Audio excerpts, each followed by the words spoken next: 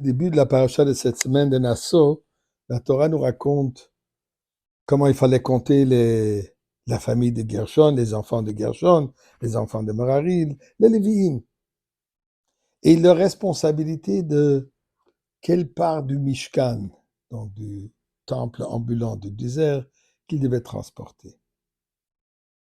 La responsabilité des Lévi'im, malgré qu'ils étaient tous des grands Talmidei Chachamim, des sages, ils étudiaient toujours, même en Égypte, durant l'esclavage, eux ils étaient en train d'étudier la Torah en Égypte aussi.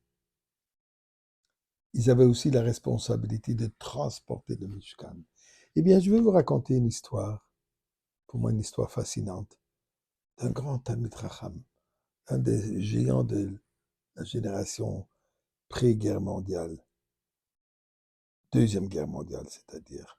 Lui aussi il portait sur ses épaules le Mishkan. Mais avant de faire cela, avant de vous raconter cela donc, disons le chapitre 100 de Tehillim pour remercier Akadosh Baruch Hu pour tous les miracles qu'il nous a fait et qu'il va nous faire.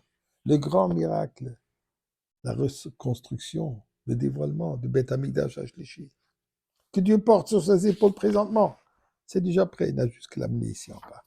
Alors, chapitre 100, Mizma le Soidori, l'Adenoi, Koloret, Ivdo Sadene Vesimcha, Boy le Fana Bernana de Uka Adenoi, Hu Elehim, Hu Asan, Evla Nachname, Vetsoy Marisa, Boy Shor Besoida, Hatzeroisa Besila, Hoide le Bacho Shemoy, qui Toiv Adenoi le Lam Chazda, Via Deur Vodeur Emunasoi. Au nom de la Tzedaka, avec la prière pour la sécurité de nos soldats, la délivrance des otages et de nous tous. Eh bien, un des géants des yeshivot, des écoles talmudiques lituaniennes, était Rebbe Chonon Wasserman, né en 1874 et malheureusement a été tué en 1941 par les nazis. D'ailleurs, il aurait pu se sauver, il aurait pu quitter. Il a dit, je reste avec mes élèves.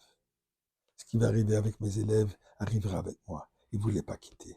Et malheureusement, effectivement, il a été tué, assassiné par les nazis et enterré dans un kever achim, un tombeau communautaire. Élève de Chofetz Chaim, du fameux Chofetz Chaim.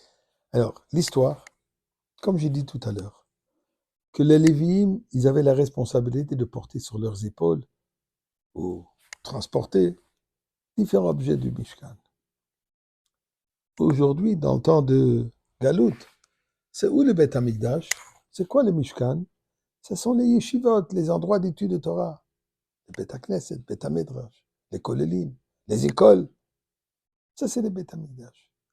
Et comme les Léviadors devaient aussi s'assurer de transporter, de supporter le Mishkan, malgré que leur préoccupation était l'étude de la Torah, les grands Rosh Yeshiva aussi, malheureusement, ils doivent consacrer du temps pour faire du fundraising, comme on dit, ramasser de l'argent, pour assurer que la yeshiva, qu'il avait lui d'ailleurs dans la ville de Baranovitch, avec des centaines d'élèves, il fallait assurer qu'il y a suffisamment de fonds pour pouvoir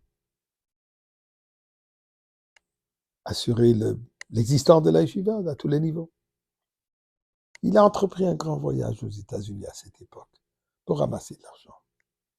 Il s'avère que malheureusement, il était un meilleur Rosh Yeshiva qu'un fundraiser, comme on dit. Il n'a pas réussi.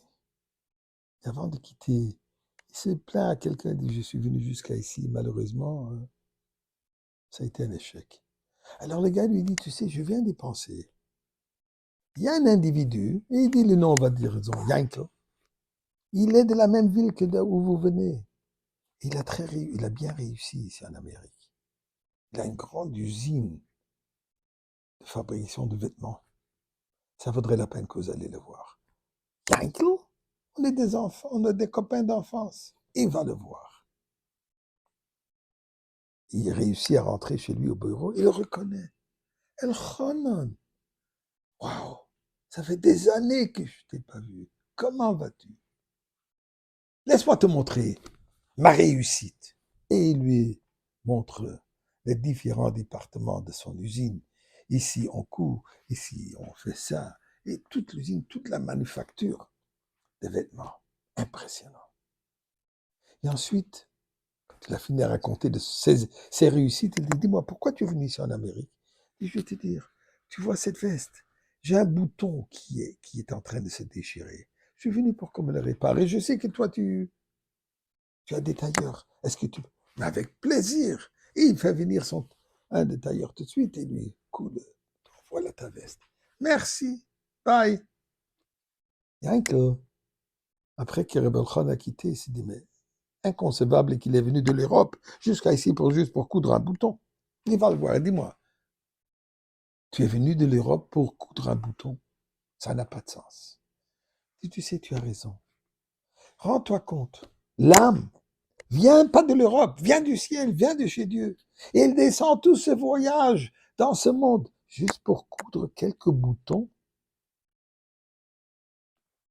Bien qu'il a compris le message et a changé toute sa vie. Shabbat Shalom.